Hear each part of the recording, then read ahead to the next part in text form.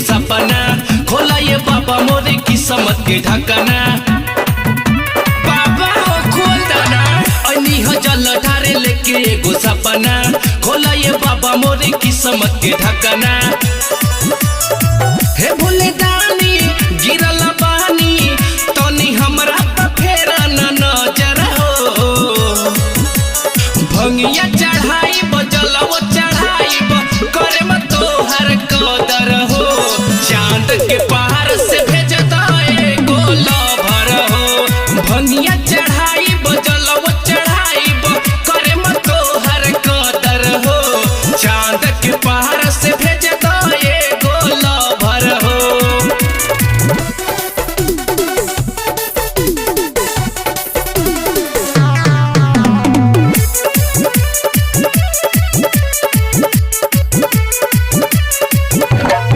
बनी गरीब बताया कर बाबा होता नहीं सेटिंग हो। साथी संघाती के शादी हो गईल हम अकेले कैसे काटी हो।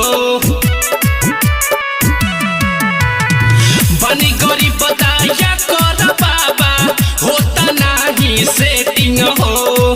साथी संघाती के शादी हो गईल हम अकेले कैसे काटी हो। हे भोले बाबा दुख बजादा बाटे दुनिया लगैले उपदर हो। भंगिया चढ़ाई बजलव चढ़ाई करे तोहर कदर